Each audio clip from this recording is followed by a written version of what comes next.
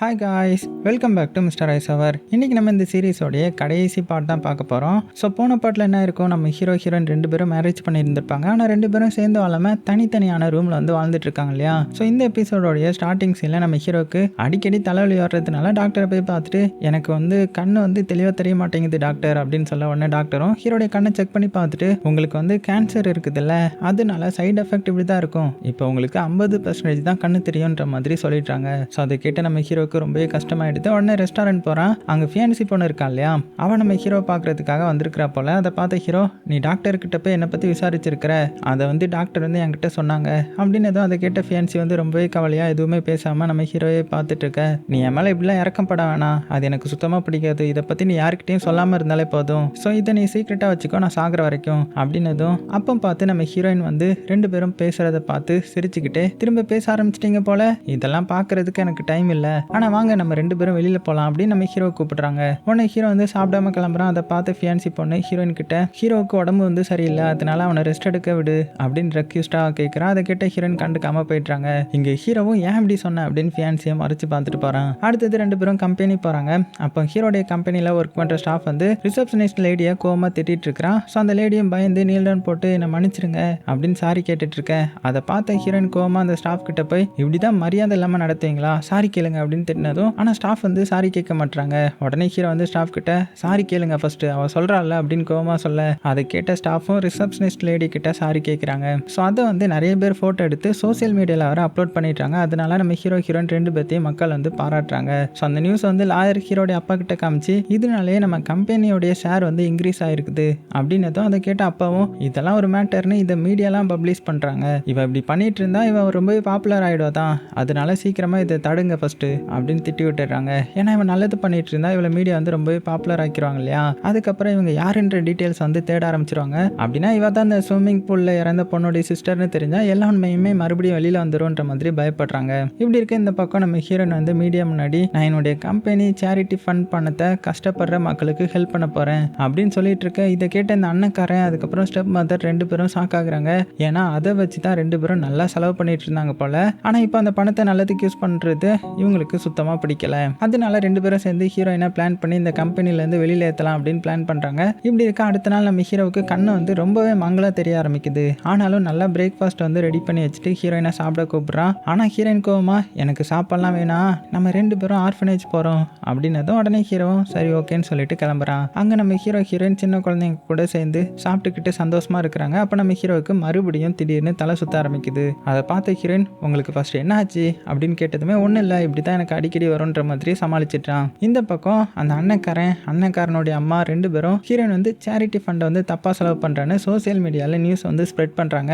அதனால ஹீரோனுக்கு கெட்ட பேர் வந்துரும்ன்ற மாதிரி அதே மாதிரி ஹீரோனுக்கு கொஞ்சம் கெட்ட பேர் வந்துருது. ஸோ அதனாலேயே மீடியா வந்து ஹீரோயின் கிட்ட கொஸ்டினா கேட்க ஆரம்பிக்கிறாங்க. ஆனா ஹீரோயினால ஆன்சர் பண்ண முடியாம திணறா. இதை பார்த்து நம்ம ஹீரோ வந்து மீடியா கிட்ட நீங்க நினைக்கிற மாதிரி எதுவுமே நடக்கல, நாங்க அதை நிரூபிப்போம் அப்படின்னு ஹீரோயினுக்கு சப்போர்ட்டா பேசுறான். ஸோ இதெல்லாம் கேட்ட ஹீரோவை நம்ம எவ்வளோ டார்ச்சர் பண்றோம், ஆனா இப்போ அவன் நமக்கு சப்போர்ட்டா பேசுறானே அப்படின்னு ஷாக் ஆகுறா. இந்த பக்கம் ஹீரோடைய அப்பாவை காமிக்கிறாங்க. ஹீரோயினை மீடியா வந்து தப்பா பேசுறதை பார்த்துட்டு லாயர் கிட்ட இந்த வாய்ப்பை யூஸ் பண்ணி சீக்கிரமா ஹீரோயினை என்னுடைய மகன் கிட்ட இருந்து பிரிச்சிருங்க அப்படின்னு கோவமா சொல்ல, அதை கேட்ட லாயர் வந்து இப்படி பண்ண முடியாது, ஏன்னா உங்க சன் வந்து ஹீரோயினுக்கு சப்போர்ட்டா இருக்கிறாங்க அப்படின்ற மாதிரி சொல்ல, அடுத்த நாள் நம்ம ஹீரோயின் மீடியா கிட்ட போய் என் மேல எந்த ஒரு தப்பும் இல்லை, இந்த பணத்தை தப்பா யார் யூஸ் பண்றாங்கன்னா இந்த டாக்குமெண்ட்ல இருக்குது அப்படின்னு காமிக்க, அதை பார்த்துட்டு இந்த அண்ணக்கார சாக்காகி இவளுக்கு எப்படி இந்த டாக்குமெண்ட் கிடைச்சது, இதனால நம்ம 2 பேரும் மாட்ட போறோமா, இவளுக்கு யாரோ ஹெல்ப் பண்றாங்க ஃபர்ஸ்ட் அப்படின்னு புரிஞ்சுக்கிறாங்க.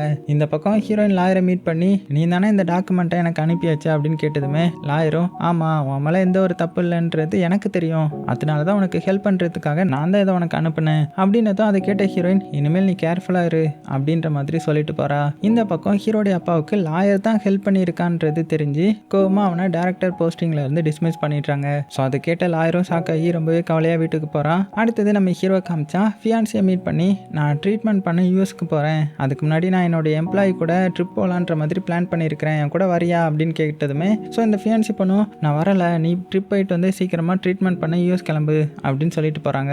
உடனே நம்ம ஹீரோ அந்த எம்ப்ளாயிஸ் கிட்ட நம்ம வந்து ட்ரிப் போக போகிறோம், ஸோ எல்லாருமே ரெடி ஆகுங்க அப்படின்னதும் அதை கேட்ட எம்ப்ளாயி வந்து பயங்கர சந்தோஷப்படுறாங்க. அடுத்தது நம்ம ஹீரோயினுக்கு கால் பண்ணி எனக்கு வந்து உடம்பு சரியில்லை, அதனால நான் ட்ரீட்மெண்ட் பண்ணுறதுக்காக யூஎஸ் போக போகிறேன், அதுக்கு முன்னாடி எம்ப்ளாயி கூட ட்ரிப் போக போகிறேன், ஸோ என் கூட வரியான்ற மாதிரி ரெக்வெஸ்ட்டாக கேட்குறான். ஸோ உடனே நம்ம ஹீரோயினும் சரின்னு ஹீரோ கூட ட்ரிப் போகிறாங்க. ஸோ எல்லா எம்ப்ளாயி கூடயும் நம்ம ஹீரோ ஹீரோயின் 2 பேரும் ஜாலியாக ட்ரிப்பை பயங்கர ஜாலியாக என்ஜாய் பண்ண அடுத்தது ஹீரோ என்ன பண்ணுறான்னா இந்த எம்ப்ளாயி எல்லாத்துக்குமே கிஃப்ட்டும் கொடுக்குறான். அப்போ ஹீரோயினுக்கு ஒரு நெக்லஸை கிஃப்ட் பண்ணுறான். உடனே ஸ்டாஃப் வந்து என்ன சொல்கிறாங்கன்னா நெக்லஸை நீங்களே போட்டு விடுங்க அப்படின்னு சொல்ல உடனே நம்ம ஹீரோ ஹீரோயினுக்கு சந்தோஷமாக போட்டு விடுறான். இருந்தாலும் ஹீரோயின் எதுவுமே சொல்லாமல் அந்த நெக்லஸையும் நம்ம ஹீரோயின் போட்டுக்கிறாங்க. அடுத்தது நம்ம ஹீரோ பீச்சில் உட்காந்து தனியாக கடலை ரசிச்சுட்டு இருக்கிறான். அப்போ ஹீரோயின் வந்து உங்கள் ஹெல்த்துக்கு என்ன ப்ராப்ளம் ஃபர்ஸ்ட்டு அதை சொல்லுங்க அப்படின்னு கேட்குறா. உடனே ஹீரோ நான் ட்ரீட்மெண்ட் பண்ணிட்டு வந்து எல்லாத்தையுமே உங்ககிட்ட சொல்கிறேன்ற மாதிரி சொல்ல அதை கேட்ட ஹீரோயின் வந்து நீங்கள் என்ன என்னுடைய அம்மா தங்கச்சி 2 பேரும் இறந்ததுக்கு அப்புறம் நல்லா பார்த்துக்கிட்டீங்க, ஸோ உங்களுக்கு ரொம்பவே தேங்க்ஸ்ன்ற மாதிரி சொல்ல அதை கேட்ட ஹீரோவுக்கு ரொம்பவே சந்தோஷமா இருக்குது. நீ இதை சொன்னது எனக்கு ரொம்பவே சந்தோஷம் தான் அப்படின்னு சொல்லும்போது உடனே ஹீரோயின் அங்கேருந்து கிளம்பிட்டாங்க. கொஞ்சம் தூரத்தில் நடந்து போயிட்டு இருக்கும்போது யாரோ நம்ம ஹீரோயினுக்கு மயக்க மருந்து கொடுத்து கடத்துற மாதிரி காட்டுறாங்க. ஆனால் யாருன்றத ஃபேஸ் காமிக்கல. இங்கே நம்ம ஹீரோவுக்கு பார்த்தீங்கன்னா ஹீரோயின் ஃபோன் ரிங் ஆகிற சத்தம் கேட்குது. உடனே ஹீரோயினை தேடி போகிறான். அப்போ ஃபோன் மட்டும் கீழே கிடக்குது. அதை பார்த்துட்டு பயந்து போய் ஹீரோயினுடைய பேரை சொல்லி கத்திட்டே தேட அப்போ ஹீரோயினுடைய ஷூ வந்து பீச் கிட்ட கிடக்குது. அதை பார்த்துட்டு நம்ம ஹீரோ கடலே பார்க்குறான். பார்த்தா ஹீரோயின் ஒரு போட்டில் மயக்கத்தில் இருக்கிறத பார்த்துட்டு பதறி போய் காப்பாற்ற ஓடுறான். அப்போ திடீர்னு ஹீரோவுக்கு கால் கையெல்லாம் வேலை செய்யாமல் போயிடுது. அதனால ஹீரோவால் நீந்தி போய் ஹீரோயினை காப்பாற்ற முடியாமல் தண்ணியிலேயே மூழ்கிறான். அப்போ ஹீரோயின் கூட இருந்த எல்லா மெமரிஸையும் நினச்சி பார்த்துட்டு அப்படியே மயங்கி தண்ணி கடியிலேயே போக கொஞ்ச நேரத்தில் ஸ்டாஃப் வந்து ஹீரோயின் 2 பேர்த்தையும் கடல்ல இருந்து வெளியில் கொண்டு வந்துட்டாங்க. ஆனால் ஹீரோயினுக்கு எதுவுமே ஆகாமல் மயக்கத்துலேருந்து எந்திரிச்சிட்றான். ஆனால் இந்த சைடு ஹீரோ பார்த்தீங்கன்னா கண்ணை திறக்க மாட்டான். உடனே ஸ்டாஃப் எல்லாருமே அழுதுகிட்டே கண்ணை திறங்க சார் அப்படின்னு ஃபர்ஸ்ட் எய்ட்லாம் பண்ணுறாங்க. ஆனால் நம்ம ஹீரோ கண்ணை திறக்க மாட்டான். உடனே டாக்டர் நம்ம ஹீரோவை செக் பண்ணிட்டு இறந்துட்டான்ற மாதிரி சொல்லிடுறாங்க. ஸோ இதை கேட்ட நம்ம ஹீரோயின் பயங்கர ஷாக்காகிறா, அழ ஆரம்பிச்சிட்றா. கண்ணை திறன்ற மாதிரி தட்டி எழுப்புறாங்க. அடுத்தது நம்ம ஹீரோ இறந்துட்டான்ற நியூஸை கேட்டு ஃபியான்சி ஸ்டெப் மதரை வந்து பார்த்து ஷாக்காகி ஹீரோடைய அப்பாவுக்கு கால் பண்ணி வர சொல்கிறாங்க. அப்போ ஹீரோவுடைய செக்ரட்டரி ஸ்டெப் மதர் கிட்ட ஹீரோ எழுதி வச்சிருந்த லெட்டரை கொடுத்துட்டு போகிறான். அதை ஓப்பன் பண்ணி படிக்கிறாங்க. அதில் வந்து அம்மா நான் உங்களை அம்மானு ஒரு நாள் கூப்பிட்டது கிடையாது தான், ஆனால் என்னால் தான் நீங்கள் என்னை வெறுக்க ஆரம்பிச்சிங்கன்றது எனக்கு தெரியும். என்னுடைய அம்மா இறந்ததுக்கு நீங்கள் தான் காரணம்னு சொல்லி உங்களை நான் ரொம்பவே கஷ்டப்படுத்தி இருக்கிறேன் தான், அதுக்கு என்னை மன்னிச்சிடுங்க. இப்போ நான் என்னுடைய அம்மா போன இடத்துக்கே நான் போக போகிறேன். நீங்கள் இனிமேல் அப்பா அண்ணா கூட ரொம்பவே சந்தோஷமாக இருக்கணும் அப்படின்னு எழுதியிருப்பானா. ஸோ இதை படிச்சுட்டு ஸ்டெப் மதர் வந்து ரொம்பவே அழுறாங்க. ரொம்ப நேரம் ஆகிருது. ஹீரோடைய அப்பா வேற கண்ட்ரி இருக்கிறதுனால வர முடியாததுனால ஹீரோயின் ஃபியான்சி 2 பேரும் சேர்ந்து ஹீரோடைய பாடியை வந்து எரிக்கிறாங்க. அதை பார்க்க முடியாமல் நம்ம ஹீரோயினுக்கு பயங்கர கஷ்டமாக இருக்குது. அழுதுகிட்டே திரும்பிக்கிறான். ஸோ அடுத்த நாள் ஹீரோடைய அப்பாவுக்கு நியூஸ் தெரிஞ்சு ரொம்பவே கவலையாக வந்து அழுதுகிட்டே ஹீரோயின் கிட்ட என்னுடைய பையன் இறந்ததுக்கு நீ தான் ஃபர்ஸ்ட் காரணம், நீங்கள் இருந்து போ அப்படின்னு திட்டுறாங்க. அதை கேட்ட நம்ம ஹீரோயினுக்கும் ரொம்பவே கஷ்டமாக இருக்குது, கில்ட்டியாக இருக்குது. நீங்கள் தான் எங்களை கொலை பண்ண பார்த்தீங்க, உண்மையை சொல்லுங்கள், நாங்கள் இங்கேருந்து போக மாட்டோன்ற மாதிரி சொல்கிறான். அதனால 2 பேரும் பயங்கரமாக ஆர்கியூமெண்ட் பண்ணுறாங்க. அதை பார்த்துட்டு ஃபியான்சி அழுதுகிட்டே 2 பேரும் கொஞ்சம் அமைதியாக இருக்கிறீங்களா, ஹீரோவுக்கு ஃபர்ஸ்ட் கேன்சர் இருந்துச்சு, அதனால 6 மாதம் தான் உயிரோட இருப்பான்ற மாதிரி அவனுக்கே தெரியும் அது அப்படின்னதுமே இதை கேட்ட எல்லாருமே மிரண்டு போகிறாங்க. அப்போ ஹீரோடைய செக்ரட்டரி பாஸ் வந்து என்கிட்ட எனக்கு ஏதாவது ஆயிடுச்சுன்னா இதை உங்ககிட்ட கொடுக்க சொன்னான்னு எல்லாருக்கும் நம்ம ஹீரோ எழுதி வச்சிருந்த லெட்டரை கொடுக்குறான். அடுத்தது ஹீரோயின் ஹீரோவுக்கு எல்லா சடங்கும் பண்ணுறாங்க அழுதுகிட்டு. இந்த பக்கம் ஹீரோடைய அப்பா ஹீரோ எழுதின லெட்டரை படிக்கிறாங்க. அதில் வந்து நம்ம ஹீரோ ரொம்பவே தேங்க்ஸ்ப்பா, என்ன நீங்கள் நல்லாவே பார்த்துக்கிட்டீங்க தான், அதுக்கு எப்போதுமே நான் உங்களுக்கு தேங்க்ஸ் சொன்னதே கிடையாது, ஆனால் எனக்கு உங்களை ரொம்பவே பிடிக்கும்பா அப்படின்னு ரொம்பவே கவலையாக எழுதியிருக்கிறான். அதை படிச்சுட்டு ஹீரோடைய அப்பா வந்து பயங்கரமாக ஃபீல் பண்ணுறாங்க. இந்த பக்கம் ஸ்டெப் பிரதர் ஹீரோ எழுதின லெட்டரை படிக்கிறான். அதில் வந்து கங்க்ராச்சுலேஷன், இனிமேல் இந்த கம்பெனி உனக்கு மட்டும்தானே சொந்தம், நீ ரொம்பவே பேராசப்படாமல் இந்த கம்பெனியை ஒழுங்காக நடத்தணும் சரியா அப்படின்னு எழுதியிருக்குமா. ஸோ அதை படிச்சுட்டு அவனும் ரொம்பவே கில்ட்டியாக ஃபீல் பண்ணுறான். இந்த பக்கம் ஃபியான்சி வந்து ஹீரோ எழுதின லெட்டரை படிக்கிறான். அதில் வந்து நீ எனக்கு ஒரு நல்ல ஃப்ரெண்டு தான், ஆனால் பல உண்மையை நான் அவங்ககிட்ட இருந்து சாகிறதுக்கு முன்னாடி எப்படியாவது வெளியில் கொண்டு வந்துடலாம்னு நினச்சேன், ஆனால் அது வந்து முடியலை, அதனால நான் இறந்தாலும் நீ உண்மையை வெளியில் கொண்டு வந்துரு சரியா அப்படின்னு எழுதி வச்சிருக்கிறான். ஸோ அதை படிச்சுட்டு ஃபியான்சி பொண்ணு வந்து அழுக்குறாங்க.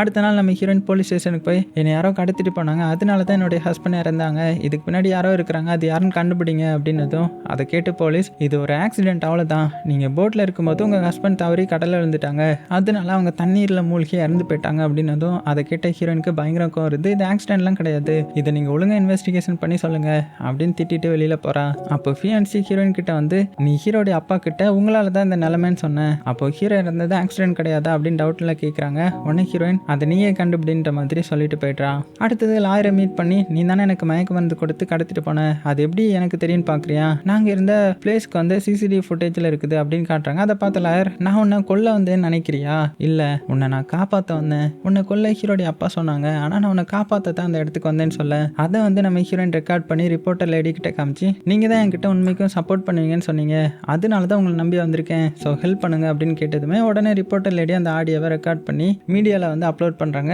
இது தெரிஞ்ச ஹீரோடைய அப்பா இவனால நம்ம மாட்ட போகிறோம், அதனால அவனுடைய கதையை முடிச்சுங்கன்ற மாதிரி சீனியர் லாயர்கிட்ட சொல்லிடுறாங்க. ஸோ அதை கேட்ட சீனியர் லாயரை கடத்திட்டு போய் நீ தானே ஹீரோயினை போட்டில் கடத்திட்டு போன, அதை காப்பாற்ற வந்து ஹீரோயின் தண்ணியில் தள்ளி விட்டு கொண்டுட்டல அப்படின்னு லாயருடைய கையை கத்தியை வச்சு கட் பண்ணிட்டு நீ தான் ஹீரோயினை கொல்ல பார்த்தேன்னு எவிடன்ஸ் கிடைச்சிருக்குது அப்படின்னு எடுத்து வச்சுக்கிறான். ஸோ அதை பார்த்த கோவமான லாயர் நீ தானே அன்னைக்கு ஹீரோயினை கடத்தி போட்டில் வச்சது ஃபர்ஸ்ட் அப்படின்னு கேட்குற. உடனே சீனியர் லாயர் சிரிச்சுக்கிட்டு ஆமாம் நான் தான், அதை பண்ண சொன்னதே ஹீரோடைய அப்பா தான், இப்போ உன்னையும் கொல்ல சொல்லி அனுப்பியிருக்காங்க அப்படின்னு ஒரு பேப்பரை கொடுத்து நீ ஹீரோயின் கிட்ட நான் தான் உன்னை கொல்ல வந்தேன் அதுக்கு சாரின்ற மாதிரி எழுது அப்படின்னு சொல்ற. உடனே லாயர் லெட்டரை எழுதுற மாதிரி எழுதி சீனியர் லாயரை அடிச்சு போட்டு சுற்றி இருக்கிற பாடி கார்டையும் தள்ளி விட்டுட்டு தப்பிச்சு போய் நம்ம ஹீரோயின் கிட்ட நீலன் போட்டு அழுதுகிட்டே ஹீரோயினுடைய தங்கச்சி இறந்தது அவளுடைய அம்மா இறந்தது அப்படின்னு எல்லாத்தையுமே சொல்லி மன்னிப்பு கேட்குறான். உடனே ஹீரோயின் அழுதுகிட்டே நீ இவ்வளோ மோசமானவனா இருப்பேன்னு நான் எதிர்கூட பார்க்கல, இப்போ சொன்னதை நீ போலீஸ் கிட்ட சொல்ல அப்படின்னு சொல்ல. அதை கிட்ட லாயர் இதை நான் போலீஸ் கிட்ட சொன்னா நம்ப மாட்டாங்க, ஆனால் எல்லா உண்மையுமே வெளியில கொண்டு வர என்கிட்ட ஒரு பிளான் இருக்குதுன்ற மாதிரி சொல்ல. உடனே ஹீரோயின் லாயர் அவளுடைய வீட்டுக்கு யாருக்கும் தெரியாம தங்க வச்சுட்டு ஃபியான்ஸ் கிட்ட போய் லாயர் என்னோட வீட்டில் தான் இருக்கிறான், அவனும் நானும் சேர்ந்து எல்லா உண்மையும் வெளியில கொண்டு வர ஒரு பிளான் பண்ணியிருக்கிறோம், நீ எனக்கு ஹெல்ப் பண்ணுவியா அப்படின்னு கேட்டதுமே ஃபியான்ஸையும் சரின்னு சொல்லிட்டாங்க. ஆனால் ஃபியான்ஸி என்ன பண்ணுறாங்கன்னா ஹீரோடைய அப்பாவை மீட் பண்ணி உங்கள் கம்பெனியில் தானே லாயர் பல வருஷமாக வேலை பார்த்தான், அதனால நீங்கள் பண்ண ஃப்ராட் எல்லாமே அவனுக்கு தெரியும், அதை வச்சு உங்களை மீடியா கிட்ட மாட்டிவிட பிளான் பண்ணியிருக்காங்க, அதனால அந்த டாக்குமெண்ட்ஸ் எல்லாத்தையுமே சேஃபாக வச்சுக்கோங்க மாட்டிக்காதீங்க அப்படின்னு சொல்லிட்டு போக. அதை கேட்ட ஹீரோடைய அப்பாவும் சீனியர் லாயருக்கு கால் பண்ணி எல்லா எவிடன்ஸையுமே வேற இடத்துக்கு கொண்டு போங்க அப்படின்னு சொல்லிட்டாங்க. உடனே இந்த சீனியர் லாயும் எல்லா டாக்குமெண்ட்ஸையும் எடுத்துட்டு காரில் போகிறான். அதை தெரிஞ்ச ஹீரோயின் லாயர் ரெண்டு பேரும் காரை மடக்கி எல்லா டாக்குமெண்ட்ஸையும் எடுத்துட்டு இந்த டாக்குமெண்ட்ஸ் வேணும்னா நான் சொல்கிற இடத்துக்கு வாங்க, அதுவும் ஹீரோடைய அப்பாவை கூட்டிட்டோன்ற மாதிரி சொல்லிட்டு அங்கேருந்து கிளம்பிட்டா. ஸோ சீனியர் லாயரும் என்ன பண்ணுறதுன்னு தெரியாமல் ஹீரோடைய அப்பா கிட்ட எல்லாத்தையுமே சொல்ல. ஸோ ஹீரோடைய அப்பா கோவமா இதுக்கு காரணம் அந்த ஃபியான்சி தானே அப்படின்னு திட்டிக்கிட்டு ஹீரோயின் சொன்ன இடத்துக்கு போகிறாங்க. அப்புறமா அந்த இடத்துக்கு வந்து டாக்குமெண்ட்ஸ் எங்க அப்படின்னு கேட்டதுமே உடனே லாயர் வந்து கண்ணை காமிச்சு நான் கேட்ட $10 மில்லியன் பணத்தை என்கிட்ட ஃபர்ஸ்ட் கொடுங்க, நான் அந்த டாக்குமெண்ட் வந்து மீடியா கிட்ட போகாமல் பார்த்துக்கிறேன் அப்படின்னதும் அதை கேட்ட ஹீரோயின் சாக்காகி நீ எனக்கு ஹெல்ப் பண்ணுறேன்னு சொல்லி இப்போ அவர்கிட்ட பணம் கேட்டுட்டு இருக்கிறேன், ஏன் இப்படி மாறிட்ட அப்படின்னு கேட்டதுமே உனக்கு ஒரு உண்மை சொல்லட்டுமா, எனக்கு பணம் தான் முக்கியம், அதான் உன் கூட சேர்ந்து இப்படி பிளான் பண்ணேன் அப்படின்னதும். ஸோ அதை கேட்ட ஹீரோடைய அப்பா லாயர் கேட்ட பணத்தை லாயர் அக்கௌண்ட்டுக்கு அனுப்புகிறான். உடனே லாயர் பணம் வந்துருச்சு, நான் என்ன பண்ணணும்னு கேட்குறான். உடனே ஹீரோயினுடைய அப்பா ஹீரோயினை ஃபர்ஸ்ட் கொலை பண்ணிடு அப்படின்னு சொல்லிட்டாங்க. உடனே லாயர் என்ன பண்ணுறான்னா ஹீரோயினை ஷூட் பண்ணிட்டான். இதனால ஹீரோயினுக்கு புல்லட் பட்டு ரிவரில் விழுந்துட்டாங்க. அப்படி விழுந்ததுமே அவளுடைய அம்மா தங்கச்சி ஹீரோ இப்படின்னு எல்லாரும் கூட இருந்த மெமரிஸ் எல்லாம் அவன் நினச்சி பார்த்துட்டு அப்படியே மயங்கிட்டாங்க. அப்படியே கட் பண்ணால் 2 நாள் கழிச்சு ஹீரோடைய அப்பா சீனியர் லாயர்கிட்ட அந்த ஹீரோயினுடைய பாடி கிடைச்சிதா அப்படின்னு கேட்குறாங்க. லாயரும் இல்லை அவள் இறந்துருப்பா, அவள் எங்கே தெரியுமா கிடைக்கலன்னு சொல்ல. அது கேட்ட ஹீரோடைய அப்பா அவள் இன்னுமே உயிரோட இருப்பாளான்றது எனக்கு சந்தேகமாக இருக்குது அப்படின்னு சந்தேகப்பட இவர் சந்தேகப்படுற மாதிரி ஹீரோயின் உயிரோட ஹாஸ்பிட்டலில் வந்து ட்ரீட்மெண்ட் எடுத்துட்டு இருக்காங்க. என்னடா இது அப்படின்னு பார்த்தா இது வந்து நம்ம ஹீரோயின் ஃபியான்சி பொண்ணு லாயர் 3 பேரும் போட்ட பிளான் தான் இது. இப்படி ஹீரோடைய அப்பா வர வச்சு அந்த ரூம்ல கேமரா செட் பண்ணி எல்லா உண்மையுமே வாங்குறதுக்காக பிளான் பண்ணியிருப்பாங்க. அதே மாதிரி அவருடைய வாயாலேயே நான் தான் உன்னை கொலை பண்ணுறதுக்கு ஆள் அனுப்பினேன், ஏன்னா என்னுடைய பையன் அவன் கூட சேர்ந்து சந்தோஷமா இல்லை, அதனால தான் இப்படி பண்ணேன், ஆனால் லாஸ்ட்டில் அவன் சாவான்றதை நான் எதிர்பார்க்கல அப்படின்னு சொல்லியிருந்திருப்பாங்க. அந்த ஃபுட்டேஜ் வந்து நம்ம ஹீரோயின் பார்த்துட்டு அதை சோசியல் மீடியாவில் அப்லோட் பண்ணிடுறா. ஸோ அதை பார்த்த மக்கள் எல்லாருமே ஷாக் ஆகுறாங்க. அதை ஹீரோயினுடைய அப்பா பார்த்துட்டு இது ஃபேக்கான ஃபுட்டேஜ் எப்படியே ரெடி பண்ணியிருக்காங்க அப்படின்னு சொல்ல.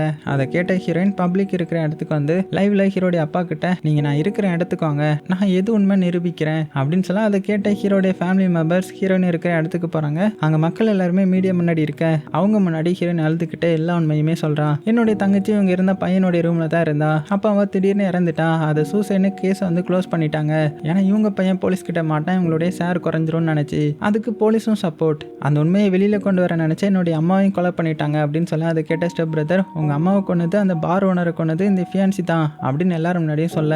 அதை கேட்ட ஃபியான்சி பொண்ணு ஆமா நான் தான் ஹீரோயினுடைய தங்கச்சியை தலையில பேக் வச்சு அடிச்சேன், ஆனா நான் அவளை சாகணுன்றதுக்காக அடிக்கல, அவளை கொலை பண்ணணும்ன்றதும் நினைக்கல, ஸோ எல்லாருமே என்ன மன்னிச்சிருங்க அப்படின்னு ஹீரோயின் முன்னாடி நீல் போட்டு அழுதுகிட்டே மன்னிப்பு கேட்க. அதை பார்த்த ஹீரோயினும் தூக்கி விட்டுட்டு இப்போவாவது உண்மையாக சொன்னீங்களே அதுக்கு ரொம்பவே தேங்க்ஸ்ன்னு சொல்றான். ஆனால் ஹீரோடைய அப்பா எதுவுமே சொல்லாமல் அங்கேருந்து கிளம்புறாங்க. அதை பார்த்த மீடியா மக்கள் கிட்ட உண்மையை சொல்லிட்டு போங்க அப்படின்னு பிளாக் பண்ணுறாங்க. ஆனால் அப்போவுமே எதுவுமே சொல்லாமல் கோவமாக போகிறாங்க.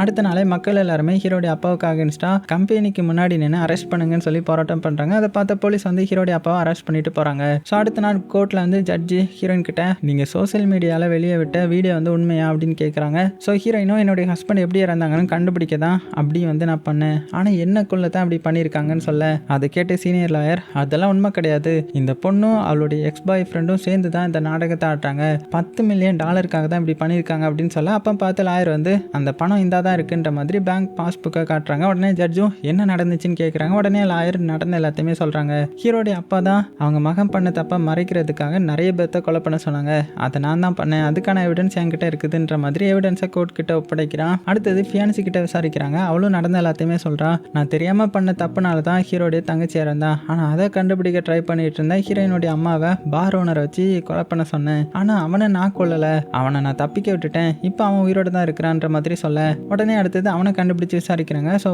பார் ஓனரும் பயந்து எல்லா உண்மையுமே சொல்லிட்டான். அடுத்தது ஜட்ஜும் எல்லாத்தையுமே விசாரிச்சுட்டு ஹீரோடைய அப்பாவுக்கு ஃபியான்சி, லாயர், பார் ஓனர் அப்படின்னு எல்லாத்துக்குமே தண்டனை கொடுக்குறாங்க. ஸோ எல்லாரையுமே போலீஸ் வந்து அரெஸ்ட் பண்ணிட்டு ஜெயிலையும் போட்டுடுறாங்க.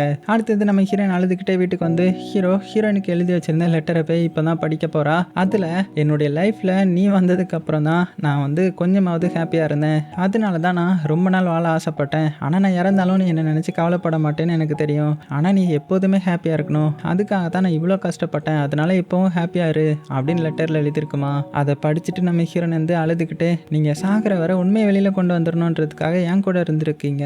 அதை புரிஞ்சிக்க முடியாம நான் இவ்வளோ நாள் இருந்துட்டேனே. ஆனா நான் உண்மையை வெளியில கொண்டு வந்து எல்லாத்துக்குமே தண்டனை வாங்கி கொடுத்துட்டேன். இப்போ நான் சந்தோஷமா இருக்கிறேன். நீங்க சொன்ன மாதிரி நான் உங்களுக்காக எப்பவும் ஹாப்பியா இருப்பேன் அப்படின்னு ஹீரோவை அவளுடைய ஹஸ்பண்டா ஏத்துக்கிற மாதிரி காமிச்சு இந்த சீரீஸையும் முடிக்கிறாங்க. ஸோ கொஞ்சம் சேட் எண்டிங்ல முடிச்சிட்டாங்க. ஸோ எப்படி இருந்துச்சுன்றதை மறக்காம கீழே கமெண்ட் பண்ணுங்க. பிடிச்சிருந்துச்சுன்னா லைக் பண்ண மறந்துடாதீங்க. சேஃபா இருங்க. உங்களுக்கு பிடிச்ச எல்லாத்தையுமே ரொம்ப ரொம்ப சேஃபா பார்த்துக்கோங்க.